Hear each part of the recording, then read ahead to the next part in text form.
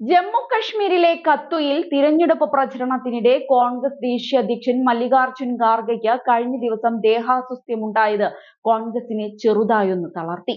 വേദിയിൽ സംസാരിക്കുന്നതിനിടെയാണ് പെട്ടെന്ന് ശാരീരിക ബുദ്ധിമുട്ടുകൾ അദ്ദേഹത്തിന് അനുഭവപ്പെട്ടത്. എന്നാൽ വളരെ പെട്ടെന്ന് തന്നെ അദ്ദേഹം ആരോഗ്യം വീണ്ടെടുത്ത് തിരികെ എത്തി. ബിജെപിക്കെതിരെ ആഞ്ഞടിച്ചു. അധികാരത്തിൽ നിന്നും പ്രധാനമന്ത്രി നരേന്ദ്രമോദിയെ താഴെ ഇറക്കുന്നതുവരെ താൻ മരിക്കില്ലെന്നാണ് ഖാർഗെ ഉടനടി പറഞ്ഞത്. കത്തുയിലെ ഭീകരാക്രമണത്തിൽ കൊല്ലപ്പെട്ട ഹെഡ് കോൺസ്റ്റബിളിന് ആദരാഞ്ജലി അർപ്പിച്ച് സംസാരിക്കുന്നതിനിടെയാണ് ഖാർഗെയ്ക്ക് ദേഹാസ്വസ്ഥ്യമുണ്ടായത്. സംസാരിക്കാൻ ബുദ്ധിമുട്ട് അനുഭവപ്പെടുകയായിരുന്നു. ഉടൻ തന്നെ സഹപ്രവർത്തകർ അദ്ദേഹത്തെ ചേർത്ത് പിടിച്ച് വേദിയിലിരുത്തി. എന്നാൽ അല്പം വെള്ളം കുടിച്ചതിനു ശേഷം അദ്ദേഹം വീണ്ടും പ്രസംഗിക്കാനായി തിരികെ എത്തി. തുടർന്ന് അദ്ദേഹം ഇങ്ങനെ പറഞ്ഞു: സംസ്ഥാന പദവി പുനഃസ്ഥാപിക്കാനായി ഞങ്ങൾ ശക്തമായി തന്നെ പോരാടും. എനിക്ക് 83 വയസ്സായി. ഞാൻ അത്ര പെട്ടെന്നൊന്നും മരിക്കില്ല. നരേന്ദ്രമോദിയെ അധികാരത്തിൽ നിന്നും താഴെ ഇറക്കുന്നതുവരെ ഞാൻ ജീവനോടെ കാണും. ഇതായിരുന്നു ഖാർഗെയുടെ വാക്കുകൾ. അതേസമയം അദ്ദേഹത്തിന്റെ ആരോഗ്യനില ഇപ്പോൾ തൃപ്തികരമാണ്.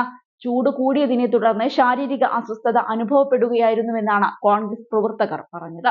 അല്പസമയത്തെ വിശ്രമത്തിനു ശേഷം അദ്ദേഹം മറ്റൊരു പ്രചരണ വേദിയായ രാംനഗറിലേക്ക് തിരിച്ചു. പിതാവിന്റെ ആരോഗ്യസ്ഥിതിയെക്കുറിച്ച് മകനും കർണാടക മന്ത്രിയുമായ പ്രിയങ്ക ഖാർഗെയും പ്രതികരിച്ചിരുന്നു. ജമ്മു കശ്മീരിലെ ജസ്രോത്തയിൽ തിരഞ്ഞെടുപ്പ് പ്രചരണത്തിനിടെ ഖാർഗെയ്ക്ക് ദേഹാസ്വസ്ഥ്യമുണ്ടായി. അദ്ദേഹത്തെ മെഡിക്കൽ ടീം പരിശോധിച്ചു. രക്തസമ്മർദ്ദം അല്പം കുറവാണെന്നല്ലാതെ മറ്റ് ആരോഗ്യ പ്രശ്നങ്ങൾ അദ്ദേഹത്തിന് ഇല്ല.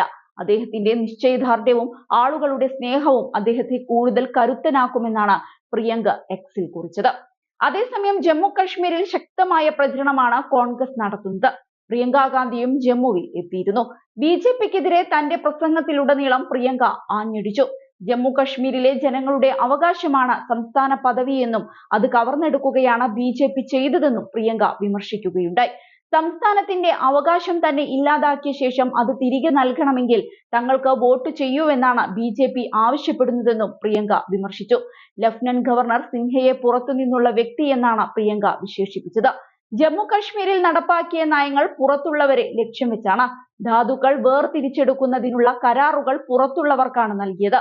അത് വാങ്ങണമെങ്കിൽ ഇവിടെയുള്ളവർ കൂടുതൽ പണം കൊടുക്കണം. പുറത്തു നിന്നുള്ള കമ്പനികൾ വന്ന് ഇവിടെയെല്ലാം കൊള്ളയടിക്കുകയാണ്.